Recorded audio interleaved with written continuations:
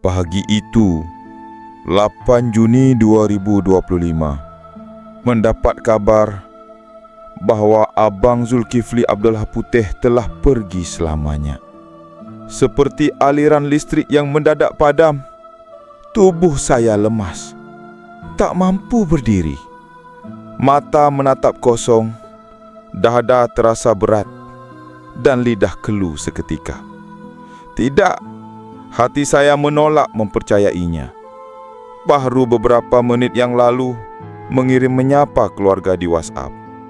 Dalam perjalanan menuju rumah almarhum abang, saya hanya bisa terdiam. Mobil melaju di antara lalu lintas dan kesibukan dunia. Tapi di dalam hati saya, semuanya sepi, kosong, hampa. Orang di samping saya berbicara, mencoba menyadarkan, tapi suara mereka hanya menjadi gema jauh di sudut telinga saya. Handphone saya berdering berkali-kali. Ucapan belasungkawa, pertanyaan dari sahabat dan kerabat, namun saya tak sanggup menjawab. Sekalipun hanya untuk mengatakan, iya, beliau telah tiada. 30 menit berlalu. Ketika saya sampai di rumah almarhum abang, langkah saya seperti diseret. Napas terasa pendek, jantung berdebar tidak karuan.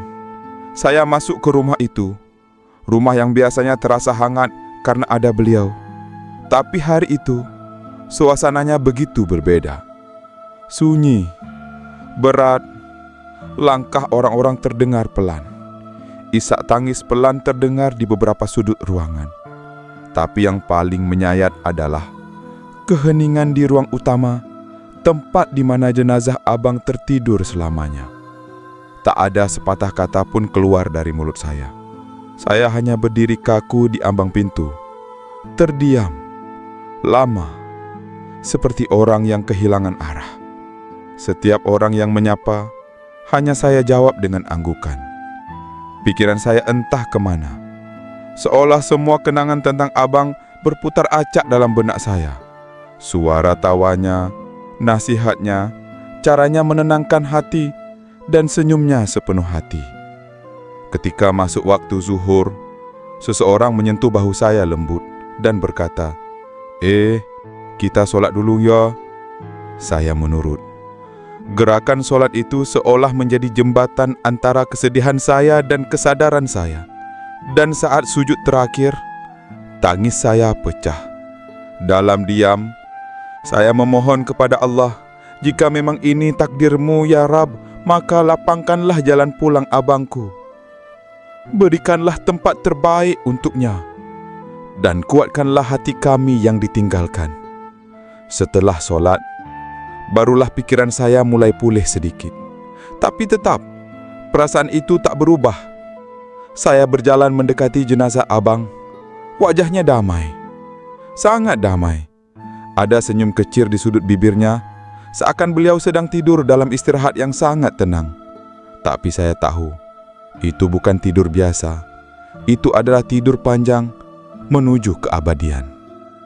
Saya duduk di sampingnya, menatap wajah yang kini hanya bisa saya lihat dalam kenangan. Saya ingin berbicara, tapi tak ada kata yang keluar. Saya ingin menangis keras, tapi yang keluar hanyalah air mata yang mengalir perlahan. Saya menggenggam tangannya yang dingin, tangan yang dulu begitu hangat dan kuat, yang tak pernah ragu membantu siapapun. Waktu berjalan lambat, orang-orang datang silih berganti, mengucapkan doa dan belasungkawa. Tapi saya tetap di sana, seolah enggan melepaskan, seolah berharap waktu bisa mundur, seolah berharap semua ini hanyalah mimpi panjang yang akan segera saya bangun darinya. Tapi kenyataan tak bisa dihindari. Ketika jenazah abang diangkat untuk dibawa ke peristirahatan terakhir, hati saya seperti tercabi. Setiap langkah pengusung jenazah terasa seperti dentuman keras ke dalam dada. Saya ingin berteriak, tapi saya tahu, yang bisa saya lakukan kini hanyalah mengiringi dengan doa.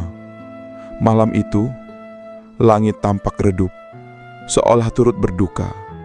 Angin berhembus pelan, membawa aroma tanah dan doa yang naik ke langit. Di tepi liang lahat, kami semua berkumpul. Satu demi satu tanah diturunkan, hingga Abang benar-benar tak terlihat lagi. Hanya batu nisan dan bunga yang tersisa di atasnya. Dan di sanalah saya berdiri, memandangi tanah merah itu, sambil berbisik dalam hati, "Selamat jalan, Abang. Terima kasih telah menjadi cahaya dalam hidup saya. Doa saya akan selalu menyertai Abang.